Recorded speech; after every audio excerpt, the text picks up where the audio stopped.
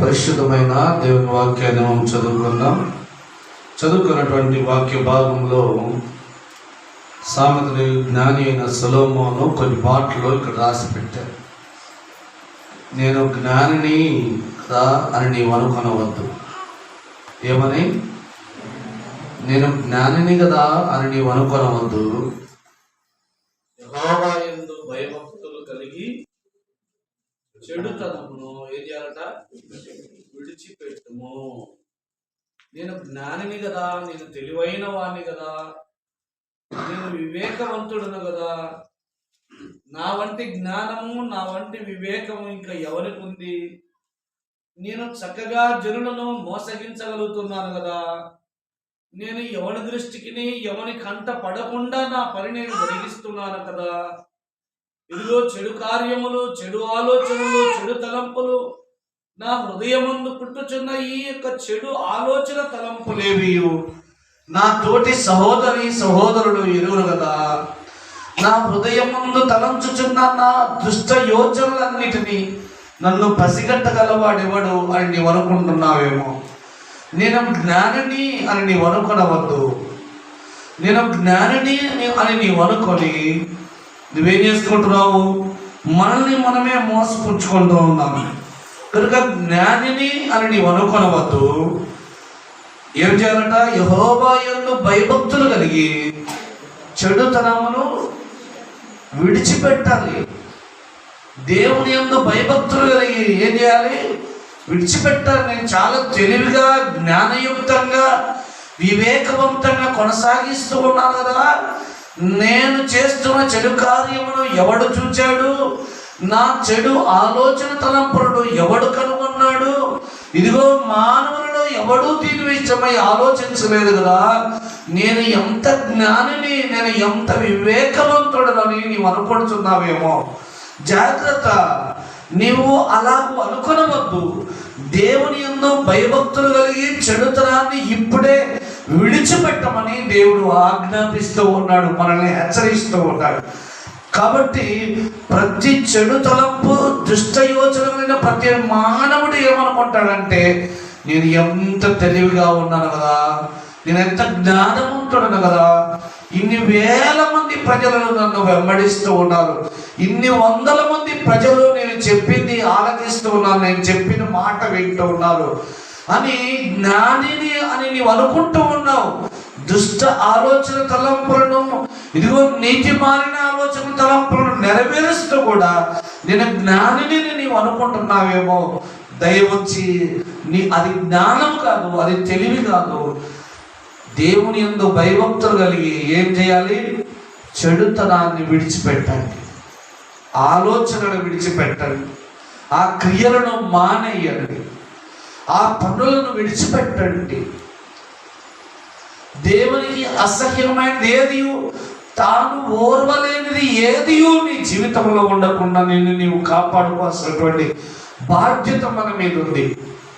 దేవుని యందు భయభక్తులు ఉండుట అంటే, దేవుని యందు భయభక్తులు బ్రతుకుట అంటే, మానవులో కొన్ని ఆచార సాంప్రదాయాలు పాటించి ఉంటే చాలు, మేము దేవుని యందు భయభక్తులు ఉన్నాము, నేను దేవునికి భయపడుతున్నాను కదా ఇది చేస్తున్నానని అనుకుంటున్నాడు. దేవుని యందు భయభక్తులు కలిగి ఉండట అంటే ఏమిటంటే, ఇదే సామెతల గ్రంథంలో 8వ అధ్యాయంలో ఆ మాటకు జవాబు ఇచ్చాడు. చూడండి, 8వ అధ్యాయం 13వ వచనం.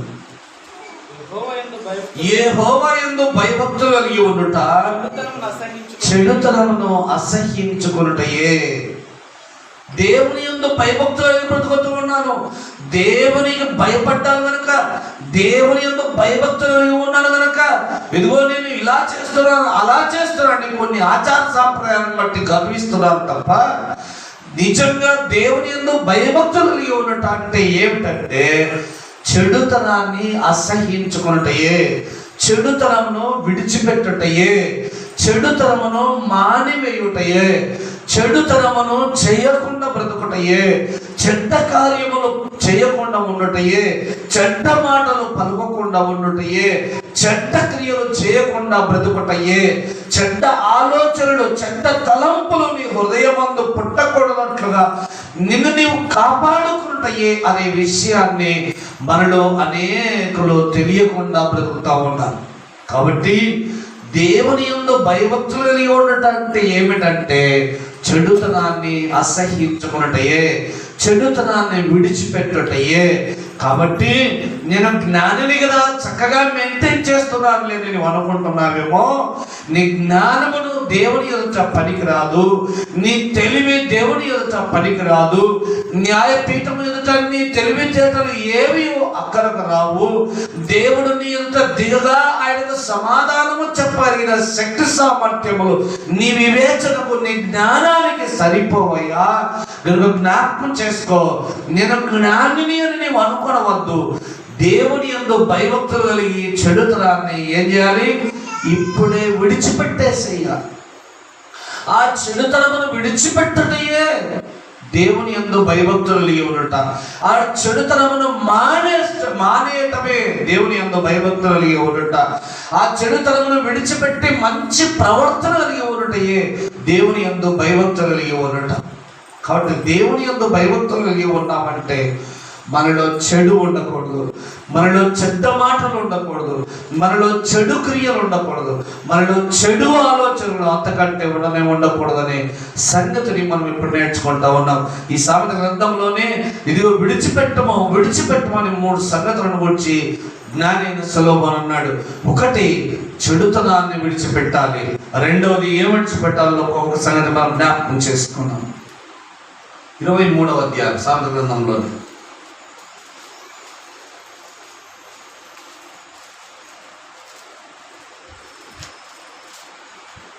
23:4 వచనం.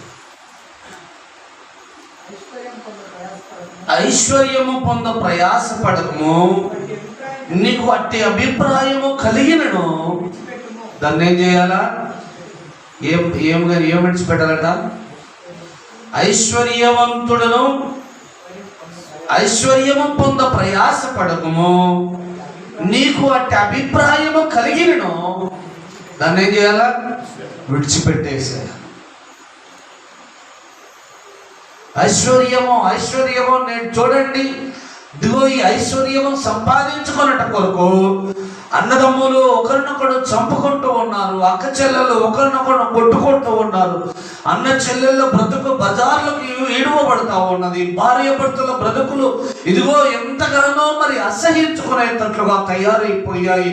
ఈ ఐశ్వర్యము పొందగోరి ఎందరో తమ అన్నదమ్ముల బాంధవ్యాన్ని, బంధుమిత్రుల బాంధవ్యాన్ని, స్నేహ సంబంధాలను సైతం ఐశ్వర్యాన్ని సంపాదించుకోవాలి, ఐశ్వర్యాన్ని కూడబెట్టుకోవాలి, ఐశ్వర్యవంతుడిగా బ్రతకాలి, ఇదిగో విలాసవంతంగా జీవించాలని ఆశతో ఆతృతతో ఇదిగో ఎన్ని బంధాలకు మనము పోగొట్టుకుంటున్నాము, ఎన్ని బంధాలను మనం విడిచిపెడతా ఉన్నాం కేవలం దేని కొరకు?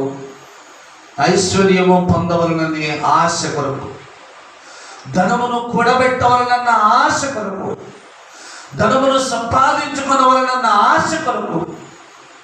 ఇలా ఎందరో ఇదిగో ఈ ధనము కొరకు, ఈ ఆస్తి పాస్తుల కొరకు, వెండి బంగారముల కొరకు ఎంతగా తమ అన్నదమ్ములను పోగొట్టుకున్నారు, ఎంతోమంది తమ అక్క చెల్లెలను పోగొట్టుకున్నారు, తల్లిదండ్రులను సైతము ఆస్తి కొరకు అన్యాయముగా చేస్తూ ఉన్నారు, అన్యాయముగా వారి ఎడల ప్రవర్తిస్తూ ఉన్నారు.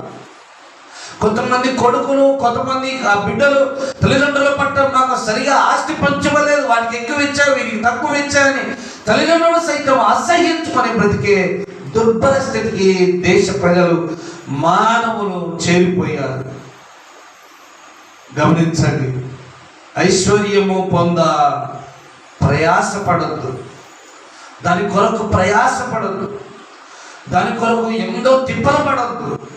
ఒకవేళ ఈ ఐశ్వర్యం పొందాలి, ఐశ్వర్యం సంపాదించాలి అనే ఆలోచన నీలో పుట్టినా కూడా ఏం చేయాలి? దాన్ని విడిచిపెట్టాలి. ఒకటి చెడుతలను విడిచిపెట్టాలి, ఐశ్వర్యము పొందవలనన్న ఆలోచన తలంపును ఏం చేయాలా? విడిచిపెట్టాలి. ఈ ఐశ్వర్యము పొందగోరి ఎవరు ఏమేమి తెచ్చుకున్నారో మనకు తెలుసు. గెహజీ ఐశ్వర్యము పొందగోరి తన యజమానుడైన ఎలీషా మాట వినకుండా పరిగెత్తి ఏం తెచ్చుకున్నాడు? కుష్ఠ రోగమును సంపాదించుకున్నాడు గెహజీ. దేని కొరకు? ఐశ్వర్యము సంపాదించాలి, ధనము కూడబెట్టుకోవాలి, ఇల్లుండగానే దీపం ఉండగానే ఇల్లు చక్కబెట్టుకోవాలి. ఎంత చక్కగా ఉందో చూడండి. ఆకానుని వాడు ఇదిగో ఎదిగో కోట గోడలను కూల్చి, ఆకానుని వాడు ఇదిగో ఆ దేశపు నూలుపోవైన మీరు తెచ్చుకోనకూడదంటే, ఆకానుని వాడు ఏం చేశాడు?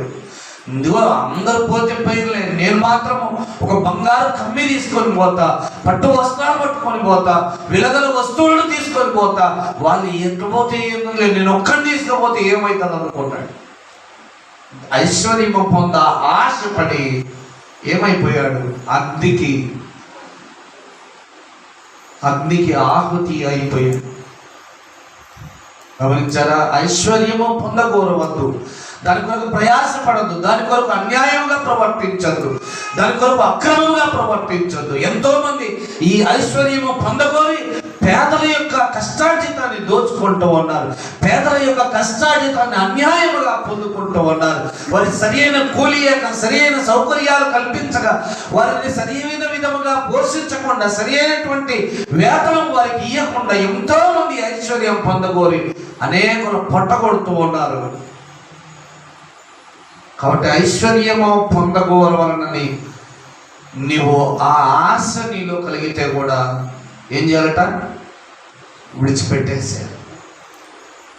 మూడవది ఏం విడిచిపెట్టాలి చూడండి. సామెతల గ్రంథంలోనే 17వ అధ్యాయం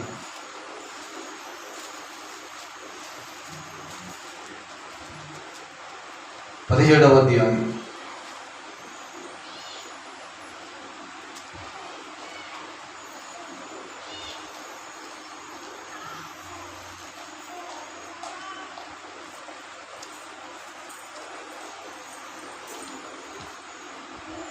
సామెతలు 17:4.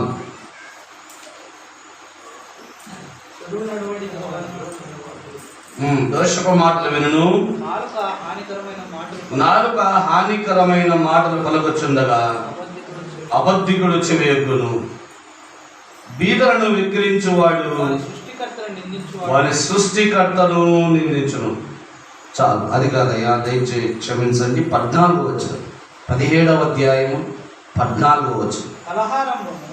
కలహారము నీటి గట్టున పుట్టు ఊట, వివాదము అధికము కాక మునిపే దాన్ని ఏం చేయాలంట? కలహము ఎట్లాంటిదంట? నీటి గట్టున పుట్టు ఊట వంటిది. నీళ్ళు ఎగువనున్నాయనుకోండి, దిగువన మనం ఏం చేస్తా ఉన్నాం? చల్లుతా ఉంటాం. ఏమవుతుంటుంది? ఊరుతూనే ఉంటుంది. కలహం కూడా ఇట్లాంటిదే అంట.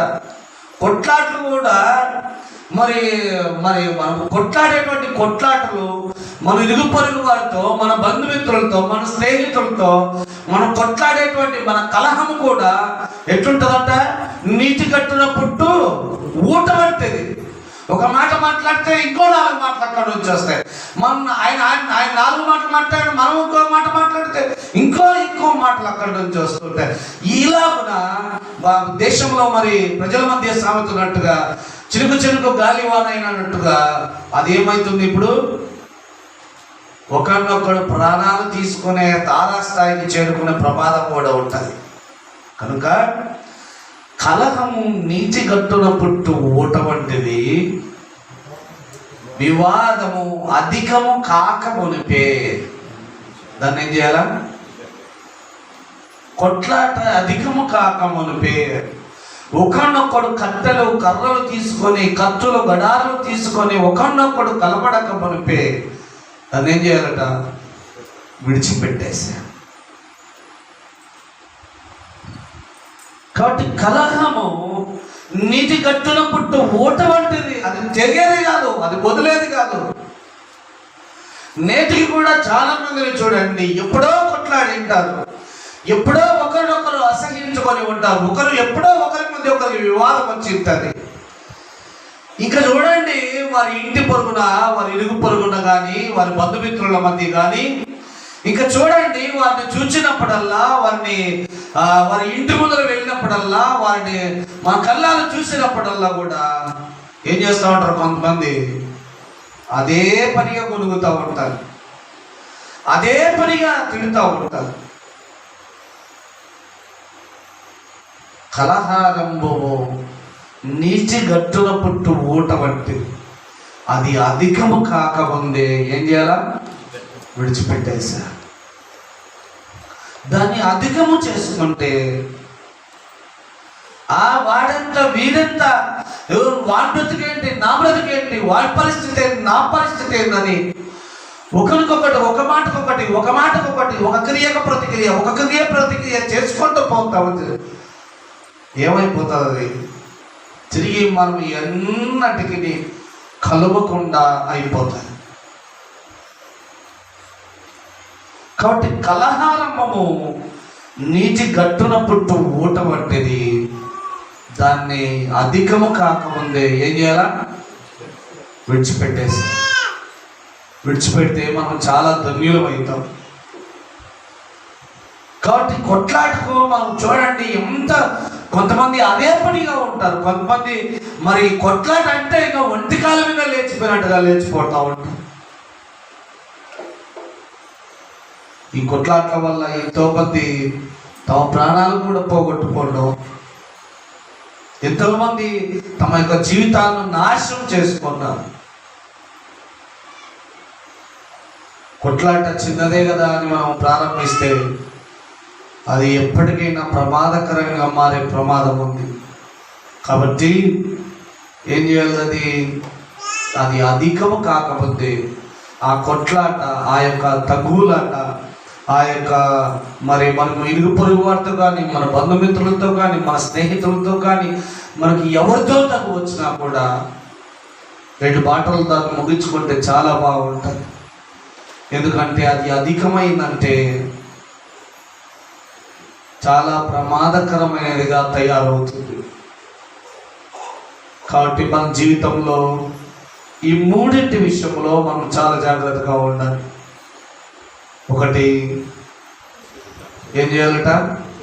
చెడుతనమును విడిచిపెట్టేశారు. నువ్వు నిజంగా దేవుని యందు భయభక్తులు బ్రతుకువాడవైతే, చూడండి యోసేపు దేవుని యందు భయభక్తులు నిజంగా బ్రతికాడు. ఏం చేశాడు? చెడుతనానికి అవకాశం వచ్చినా కూడా, అమ్మా దేవునికి విరోధముగా నేను ఇంత పాపము ఎట్లు చేతును అని ఏం చేశాడు? పాపమునకు దూరంగా పారిపోయాడు. దావీదును చూడండి ఒకసారి, సౌలు ఒక గుహలో నిద్రపోతూ, సౌలు యొక్క ఆయుధమును మోయివాడు ఒక గుహలో నిద్రపోతూ దొరికితే, దావీదు యొక్క ఆయుధములు మోయివాడు అంటున్నాడు, రాజా నీ శత్రువు మీద పగ తీర్చుకోవడం ఇంతకంటే దివ్యమైన అవకాశం రానే రాదు. ఇదిగో ఈట పక్కనే ఉంది, తీసుకొని భూమిలోకి వచ్చినంతగా సౌలును పొడు అంటే దావీదు ఏమన్నాడయ్యా? యెహోవా అభిషేకించిన వారిని నేను చంపచాలను. చెడుతనాన్ని అసహించుకోవాలి, చెడుతనాన్ని విడిచిపెట్టాలి. చెడు తలంపు మన హృదయమందు పుట్టిన వెంటనే ఇదిగో దాని నుండి మనము దూరంగా పారిపోయేటట్లుగా మనం ఉంటాం. హృదయమందు చెడుతనమును విడిచిపెట్టిన వాడు చాలా ధన్యుడు. ఎవడు నిజంగా దేవుని యందు భయభక్తులు గలవాడట? చెడుతనాన్ని విడిచిపెట్టిన వాడే. చెడుతనమును విడిచిపెట్టుటయే దేవుని యందు భయభక్తులు కలిగి ఉండట. దేవుని యందు భయభక్తులు కలిగి ప్రార్థన చేసి, వాక్యం చదివి, దేవుని యందు భయభక్తులు కలిగి ఆదివారం మందిరానికి వచ్చి నీ చెడు నడతను మానివేసుకోకుండా, నీ చెడు నడతను విడిచిపెట్టకుండా, నీ చెడు నడతను మానేసుకోకుండా నీ జీవితాన్ని అలాగే కొనసాగిస్తూ ఉంటే ఏమవుతుంది? చాలా జాగ్రత్త. చెడుతనం, దేవుని యందు భయభక్తులు కలిగి ఉన్నావు అంటే కారణం నీలో చెడుతనం ఉండకూడదు, నీతో చెడు ఆలోచన ఉండకూడదు, నీలో చెడు క్రియలు ఉండకూడదు, నీలో చెడ్డ మాటలు రాకూడదు. అప్పుడే నువ్వు నిజంగా భయభక్తులు లేని వాడు అనే సంగతి మనం మర్చిపోవద్దు. రెండవది ఏం విడిచిపెట్టాలట? ఐశ్వర్యవంతుడు రఘుని ఆశ, దాని కొరకు ప్రయాసము. ఏం చేయాలి? దాన్ని విడిచిపెట్టేసి. ఐశ్వర్యవంతులు కావాలని ఎందరో ఎన్ని తప్పులు చేస్తూ ఉన్నారు, ఎన్ని మోసాలు చేస్తూ ఉన్నారు, పేదలను ఎంత దోచుకొని తింటూ ఉన్నారు, పేద ప్రజల యొక్క కష్టార్జితాన్ని అన్యాయంగా పొందుతూ ఉన్నారు. అంత మాత్రమే కాదు, ఇదిగో ఎంతోమంది మరి ఆ ప్రజల యొక్క ఆదాయాలను, ప్రజల యొక్క కష్టార్జితాన్ని అక్రమంగా సంపాదించుకుంటూ ఉన్నారు. దేన్ని బట్టి?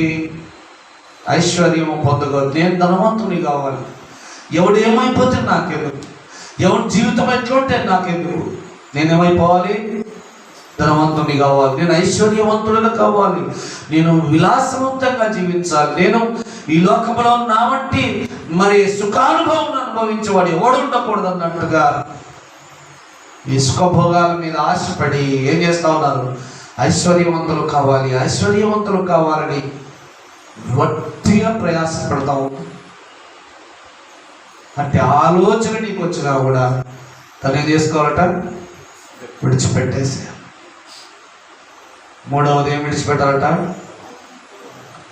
కలహారము నీటి గట్టున పుట్టు ఊట, అది అధికము కాకముందే ఏం చేయాలి? దాన్ని విడిచిపెట్టేసి. ఏంటి నేను ఇంత జనముండి ఇంతమంది ఉండి అని అనుకుంటున్నావేమో. కలహం చాలా ప్రమాదకరమే. కలహారంభము నీటి గట్టున పుట్టు ఊట వంటిది కనుక అది అధికము కాకముందే మనం ఏం చేశారు? దాన్ని విడిచిపెడితే నీవు నేను మనం అందరము కూడా ధన్యులమవుతాం. కనుక మన జీవితంలో ఈ మూడింటికి చోటు ఉండకూడదట్లుగా ప్రభు సహాయం మనకందరికి దయచేయను గాక. ఆమేన్.